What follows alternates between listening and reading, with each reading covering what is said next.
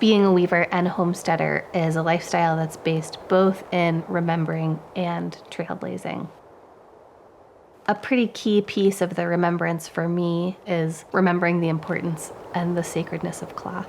It's like we're remembering these old, really essential ways of being on the planet that were true for so long, and that society has worked really hard to forget. And remembering the time that it takes to make what we've been taught to really take for granted, what actually is a part of every moment of our lives. And I want to live with the yoke of that responsibility and help other people learn how to joyously carry that forward.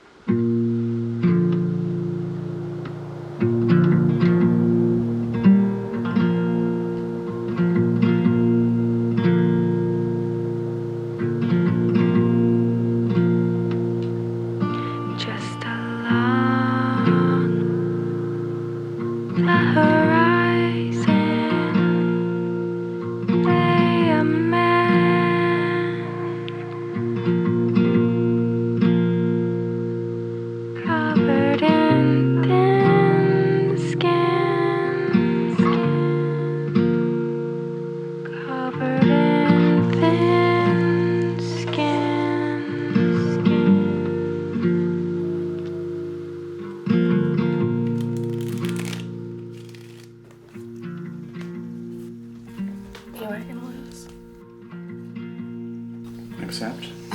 Ooh. I just won. You did? Holy shit. That never happens.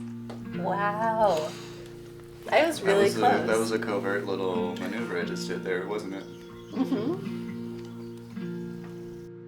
Better than TV.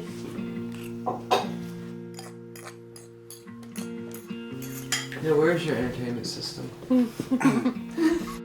We have like virtual reality headsets that we wear sometimes and just imagine we're in the suburbs. We raise a sheep called Cormo. It's a Corriedale Merino cross. Merino is for softness, and the Corriedale is for length and strength, and also makes the sheep a little bit bigger, which makes them a more desirable meat sheep. And so we're raising them as a dual breed. All the wool in my studio comes from the sheep, and the wool is really soft and really strong. And so that's why I raise that kind of wool. It doesn't have a scratchy feel, and it is, once it's spun, it will last a really long time. Often a soft wool is pretty weak. So that is the bulk of the blankets in my production line. Yeah, she's only 4 days old. Yeah, last year we were 5 for 10 on lambs, and we had 2 ewes die. So it was pretty rough. Part of it is just we've developed these different breeds for our own purposes, and oftentimes they're not selecting for hardiness, thriftiness on local soils. When you learn a lesson that way, you definitely don't forget it. So Weaving is in a pretty interesting place. It's been on the rise for the past 5 or 10 years, and there's a lot of us who are struggling to make our living as weavers. I have weaver sisters all over the country, and all of us are able to commiserate with how hard it is and be able to support each other when we have successes. And it feels so mutually, enthusiastically supportive. And to feel the solidarity within that community is pretty special.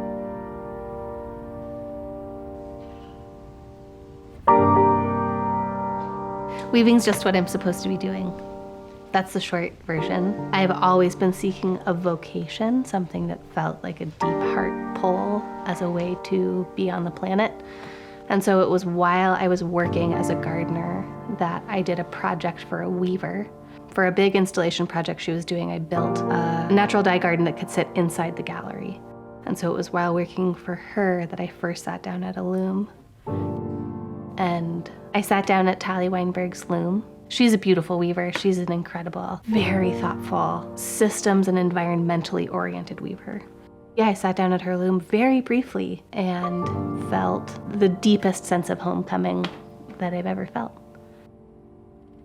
And then she recognized that and told me about Penland, and that was the first time I actually came to this area. So it's like my whole life is actually really tied up in that moment.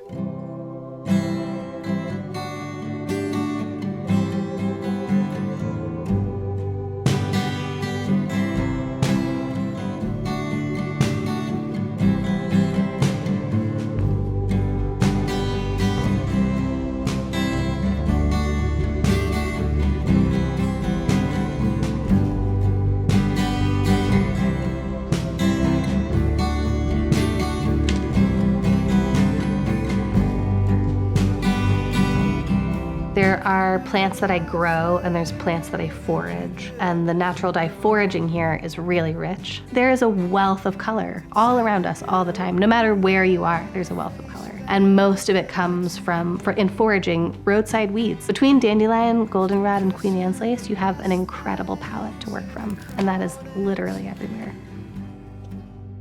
The collection that I just finished, it's all indigo, madder, and black walnut. And what I'm working on now is indigo, weld, pomegranate, iron, sumac. I think that's it. Indigo is a through line. I grow a lot of indigo and use it as a base note in almost everything I do.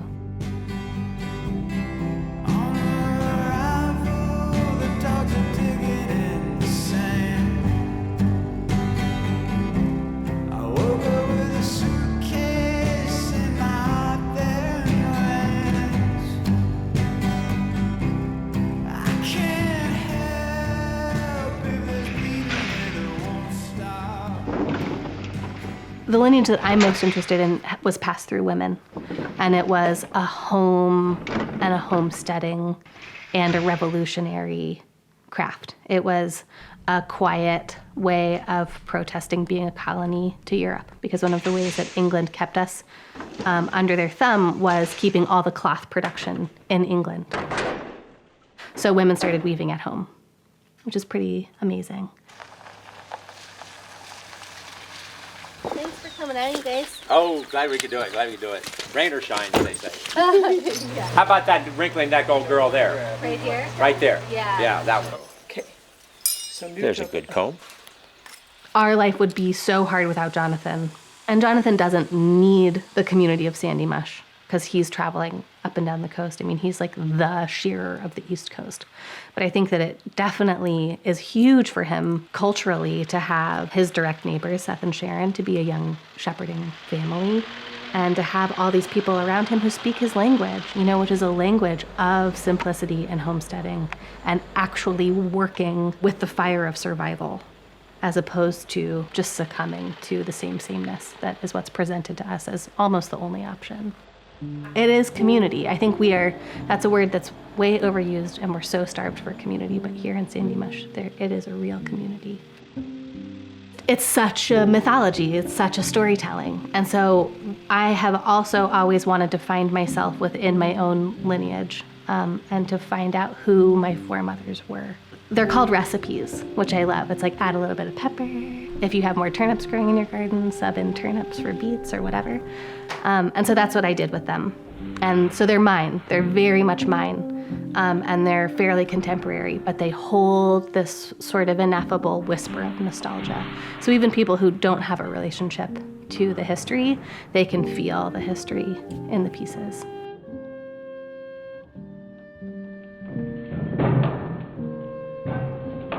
There are a lot of contributing factors that make weaving in conjunction with this lifestyle, with a homesteading lifestyle, feel like a grand impossibility, because it's in a very quiet way, it's directly conflictual with capitalist society. And so there's a lot of cultural enthusiasm for what I'm doing, but there's not actually systemic support. So it's every step of the way, you know, is this, talk about remembering, it's a remembering and a trailblazing at the same time. It's returning to something that people have worked really hard to make sure doesn't exist anymore. To be an anti-capitalist entrepreneur, that is incongruous, but it's the reality of what it is to live this way in this world. So just how to make it all work. But you have to start somewhere. And so here we are, we're starting, and we're not alone. It's such a heartening mythology, especially doing something that feels really impossible. And so then when all of those kind of external fairy tale pieces keep saying yes, that's the spot where I can rest when I'm feeling really, when I'm deep in doubt and the unknown.